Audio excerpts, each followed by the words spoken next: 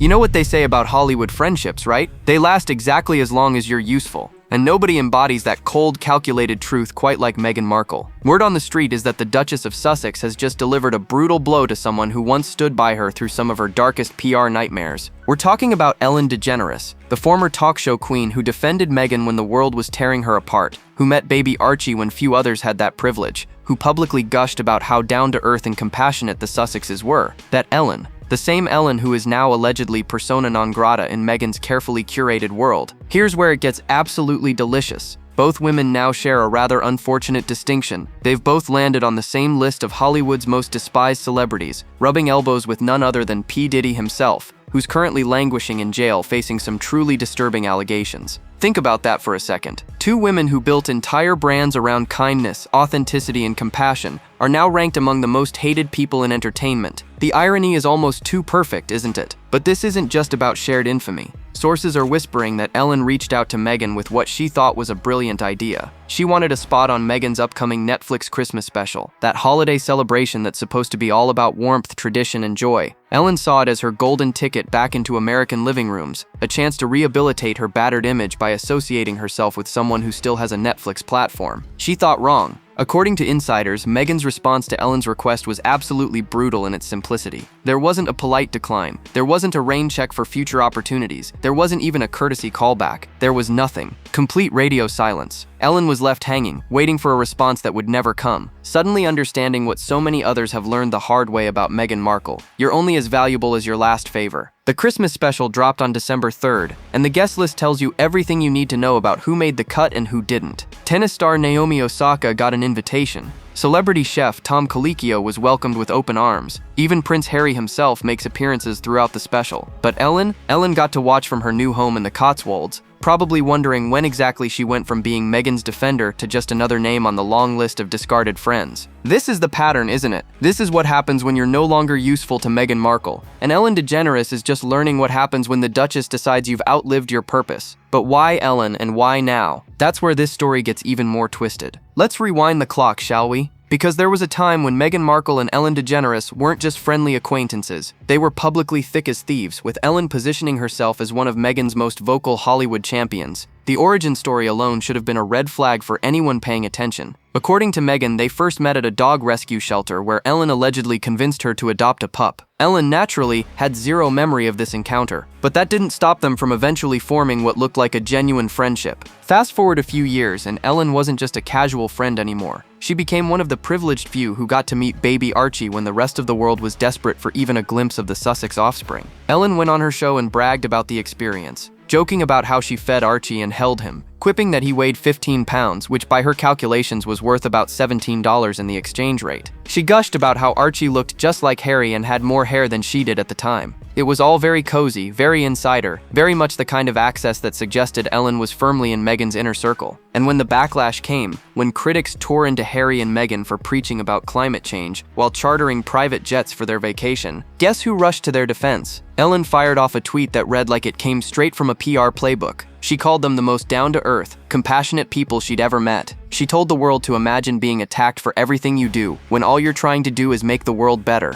It was public support when Meghan desperately needed allies, and Ellen delivered without hesitation. But here's where the cracks started showing, even if nobody realized it at the time. In November of 2021, Meghan made what would become an infamous appearance on the Ellen DeGeneres show. The segment that was supposed to humanize her, to make her relatable and fun, backfired spectacularly. Meghan squatted down doing baby bottle pranks, calling people mommy in ridiculous voices, eating like a chipmunk, and generally making a complete fool of herself on national television. The internet had an absolute field day. The mockery was relentless. The memes were brutal. And here's the thing that sources are now revealing. Meghan never got over how that appearance made her look. She was ridiculed when she thought she'd be relatable. She became a laughingstock when she was trying to seem genuine. And in Meghan's mind, that humiliation was Ellen's fault. The appearance was supposed to help her image, not destroy it. Ellen had promised it would be fun and lighthearted, that it would show a different side of the Duchess. Instead, it showed exactly what critics had been saying all along, that Meghan would do anything, no matter how desperate or embarrassing, for attention and relevance. Let's talk about exactly how catastrophic that Ellen DeGeneres show appearance really was, because this is the moment that allegedly planted the seeds of resentment that would eventually destroy their friendship.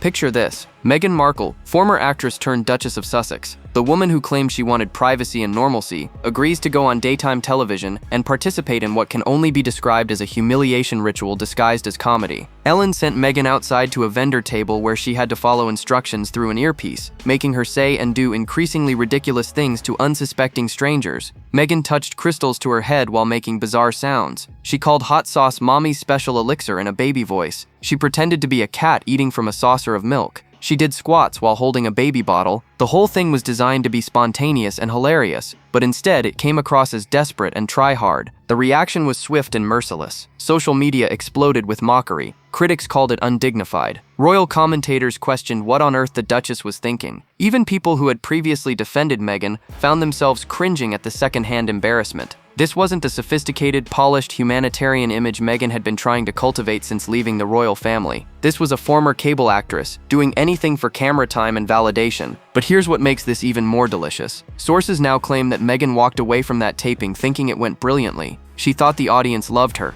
She believed the laughter was with her, not at her. It wasn't until the episode aired and the internet tore her to shreds that reality set in. And when Meghan finally understood how badly she'd been humiliated, she needed someone to blame. Ellen became that target. Insiders reveal that Meghan convinced herself that Ellen had set her up, that the veteran talk show host should have known better, that the whole segment was designed to make Meghan look foolish. Never mind that Meghan is a grown woman who agreed to every single bit of that cringe fest. Never mind that she could have said no at any point. In Meghan's mind, Ellen was supposed to protect her, to make her look good, to use her platform to elevate the Duchess rather than embarrass her. The betrayal in Meghan's eyes wasn't that Ellen asked her to do humiliating stunts. The betrayal was that those stunts made Meghan look exactly like what critics had been saying she was all along: thirsty for attention, willing to debase herself for relevance, lacking the dignity and gravitas that should come with being a duchess, even a non-working one living in California. And Meghan Markle, as we've learned time and time again, does not forget, she does not forgive, and she absolutely does not maintain friendships with people who make her look bad, even accidentally, even unintentionally. Ellen had just signed her own exile papers without even knowing it. Fast forward to late 2025, and Ellen DeGeneres finds herself in a rather desperate position.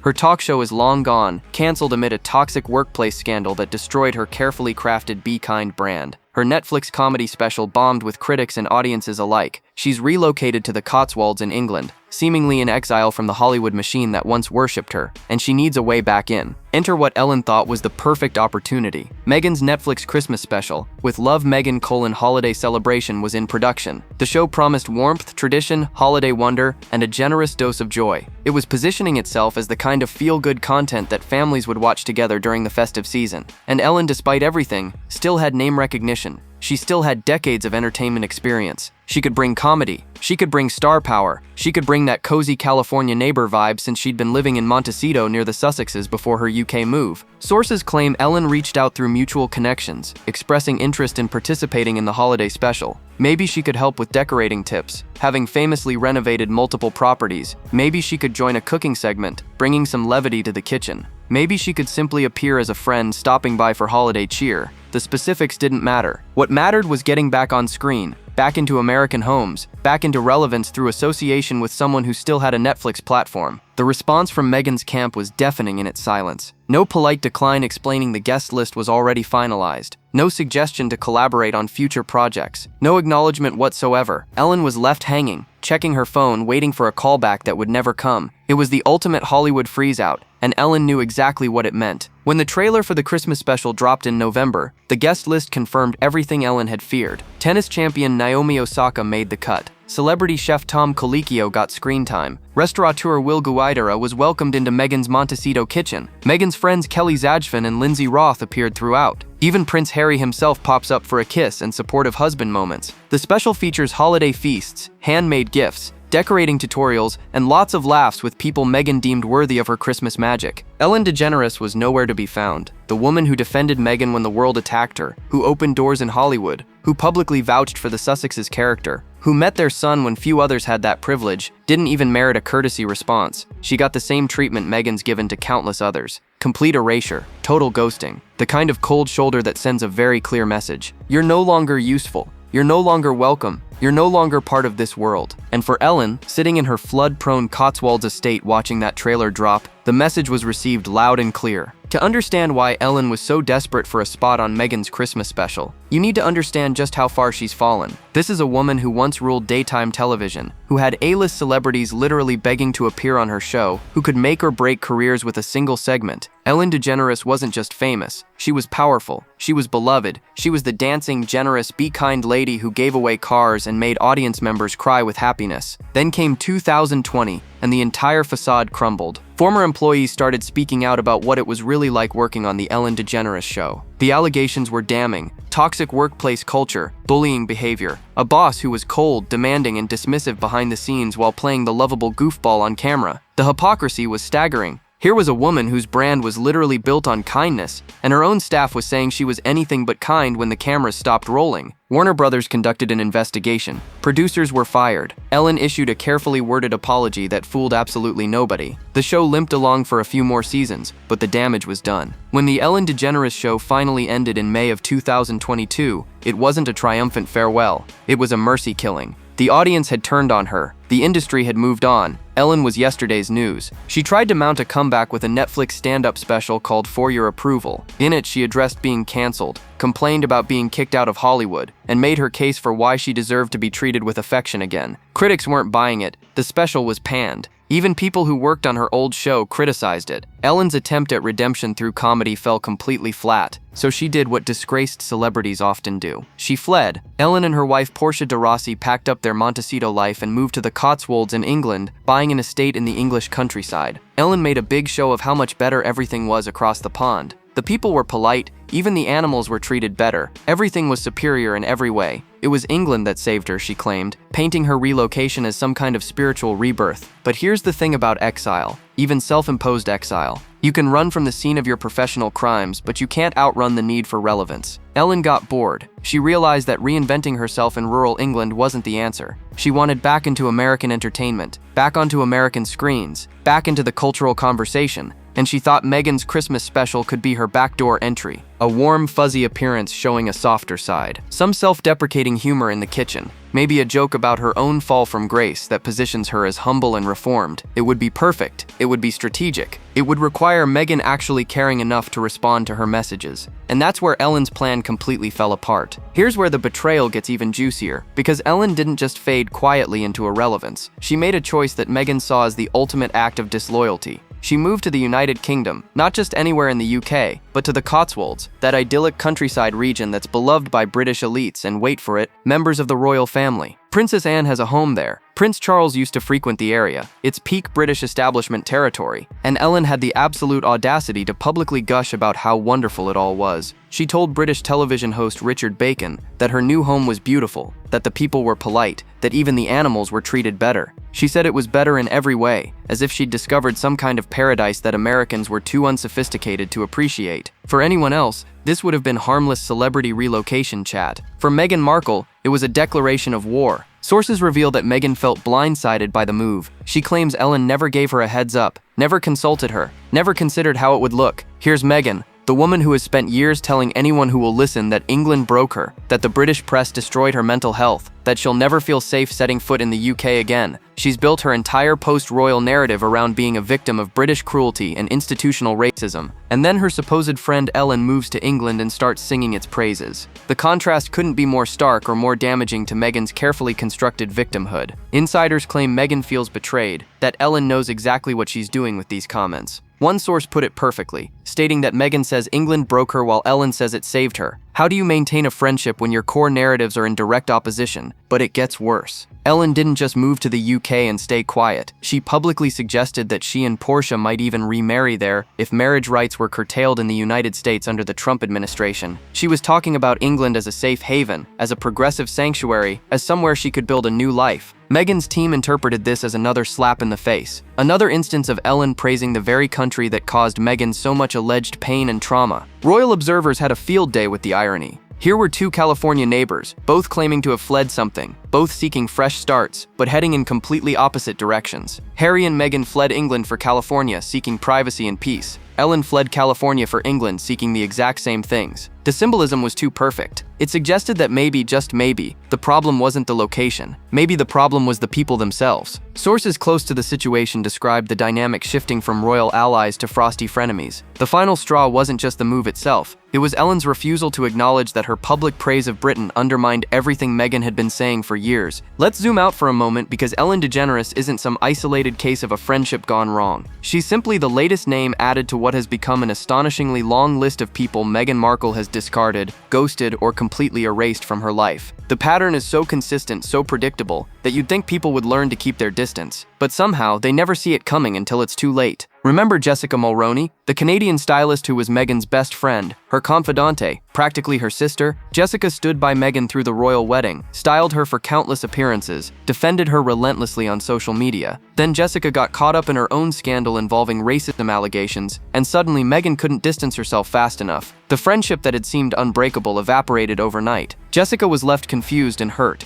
later admitting that she'd been ghosted without explanation. Then there's Meghan's entire family. Her father, Thomas Markle, who paid for her private school education and helped launch her acting career, was cut off completely after his staged paparazzi photo scandal. Her half-sister Samantha has been publicly begging for reconciliation for years. Her half-brother Thomas Jr. has spoken about feeling abandoned. These aren't distant relatives. These are people who were part of her life for decades before she decided they were liabilities rather than assets. Palace staff tell similar stories. Remember the reports of high turnover among Meghan and Harry's employees? The Vanity Fair piece earlier this year painted a damning picture. Former staffers described a toxic work environment where Meghan would start warm and friendly, then turn cold and demanding. People spoke about being thrown under the bus, undermined, left needing therapy after working with her. Some quit after just months on the job, unable to handle the emotional whiplash. And here's where it gets really interesting. Sources have revealed that Meghan has a particular talent for attaching herself to wealthy, powerful people who can offer her something tangible. Private jets, mansion loans, introductions to the right social circles. There's always someone with resources being cultivated, someone being charmed and utilized. Take the latest benefactor allegedly loaning the Sussexes a brownstone mansion and access to private aviation.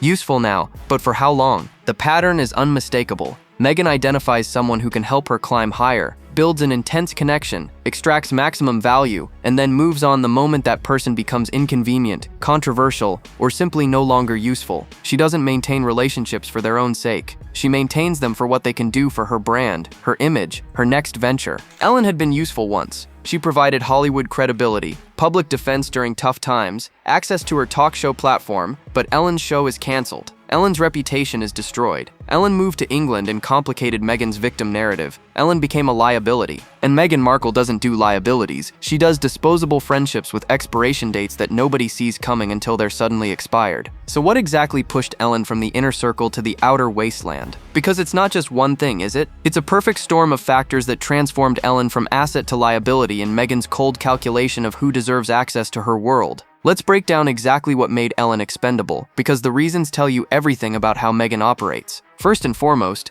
Ellen's toxic workplace scandal made her radioactive. When you're trying to position yourself as an authentic humanitarian who shows up for people, the last thing you need is close association with someone who's been exposed as a bully behind closed doors. The irony wasn't lost on anyone. Both women built brands around kindness and compassion. Both women were revealed to be allegedly difficult, demanding, and cruel to the people who worked for them. The similarities were too glaring, too damaging. Meghan couldn't afford to have people drawing parallels between her behavior and Ellen's documented misconduct. Then there's the desperation factor. Ellen's failed comeback attempts reeked of someone trying too hard to claw their way back to relevance. The Netflix special that bombed. The move to England that felt like running away. The public comments about being kicked out of Hollywood. All of it painted Ellen as weak, as defeated, as someone who'd lost her power and influence. Meghan doesn't associate with losers. She needs people around her who make her look better by association. Not people who remind everyone of their own spectacular falls from grace. But the UK move was truly unforgivable. Sources close to Meghan reveal that she saw Ellen's relocation as a personal betrayal, a middle finger to everything Meghan had been saying about Britain. How could Meghan maintain her narrative about how unsafe and unwelcoming England was when her friend was publicly declaring it paradise? Ellen was literally undermining Meghan's victim story with every interview she gave, praising British politeness and countryside charm. And here's something insiders are whispering about. Ellen no longer had anything Meghan needed. No talk show platform for promotional appearances. No powerful Hollywood connections that could open doors. No social currency that made the friendship valuable.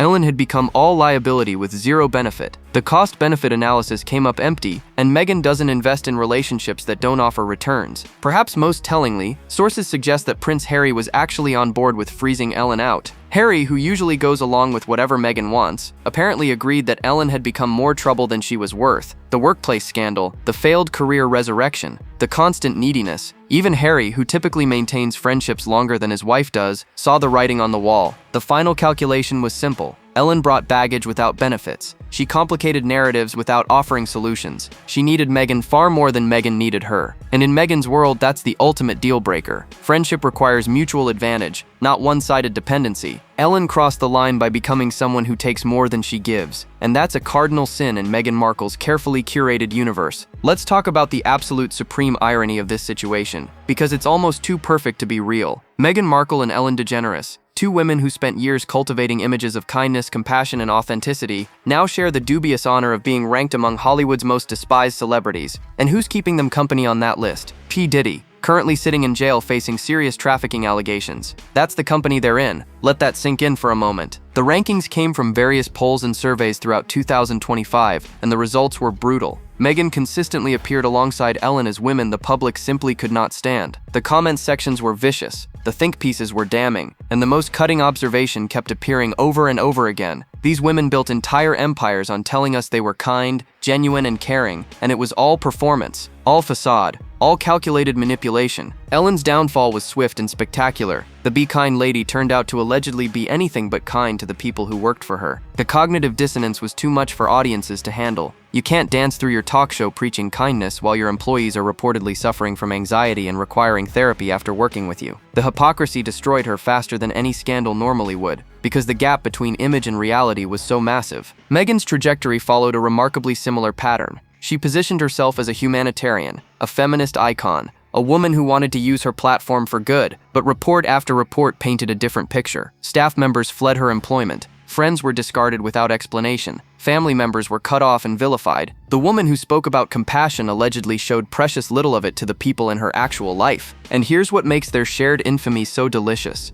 Their similar downfalls should have brought them closer together. They should have bonded over being misunderstood, over being victims of media manipulation, over knowing what it's like to be beloved one day and despised the next. They could have formed an alliance of the canceled, supporting each other through the wilderness years of public hatred. Instead, Meghan saw Ellen's toxicity as contagious. She viewed Ellen's presence as a threat to her own already damaged reputation. Rather than standing by someone who understood exactly what she was going through, Meghan did what she always does. She calculated the social cost of association and decided Ellen wasn't worth it. The public noticed. Royal commentators had a field day pointing out that even among the disgraced, Meghan couldn't maintain loyalty. If you can't stand by your friends when you're both at rock bottom, what does that say about your character? If you abandon people who defended you just because they're now unpopular themselves, aren't you proving every criticism about your opportunistic nature? Both women wanted to be loved, to be admired, to be seen as forces for good in the world. Instead, they're punchlines, they're cautionary tales, they're examples of what happens when your public persona is so divorced from your private reality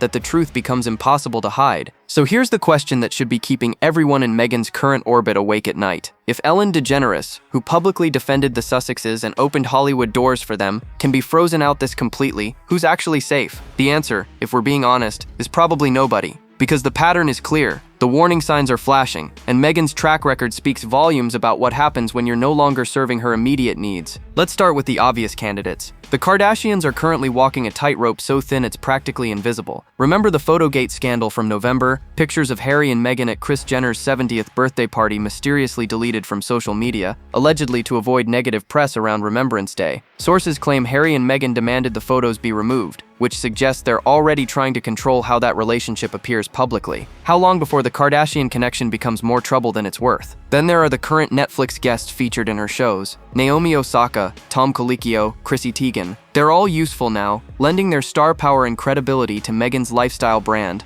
But what happens when the Netflix deal dries up completely? What happens when these celebrities realize that association with Meghan brings more mockery than prestige? Will Meghan maintain those friendships when there's no camera crew documenting their chats? Or will they go the way of Jessica Mulroney and Ellen? Industry insiders are already whispering that Meghan's circle is shrinking rapidly. People are getting wise to the pattern. They see how friendships end, how bridges get burned, how loyalty only flows one direction. Smart celebrities are keeping their distance, doing the bare minimum for contractual obligations but not investing emotionally. They've watched too many others get discarded to believe they'll be any different. And here's the truly tragic part. This pattern of burning bridges means that when Meghan genuinely needs support, when the next crisis hits or the next scandal breaks, she's going to find herself increasingly alone. Fair-weather friends are easy to collect when you're a duchess with a Netflix deal. True friends who'll stand by you through controversy are earned through years of mutual loyalty and genuine care. Meghan has spent years proving she's incapable of that kind of friendship. The Ellen situation is a perfect microcosm of Meghan's entire approach to relationships. Use people while they're valuable, discard them the moment they become inconvenient. Never look back, never acknowledge the pattern. It works in the short term. It gets you access and opportunities and the appearance of being well connected. But in the long term, it leaves you isolated, surrounded by people who are only there because they haven't figured out the game yet. So who's next on Meghan's chopping block? Place your bets now, because if history has taught us anything, it's that nobody stays in Meghan Markle's inner circle forever. There's always an expiration date. There's always a reason you become disposable. And there's never any warning before you're completely cut off.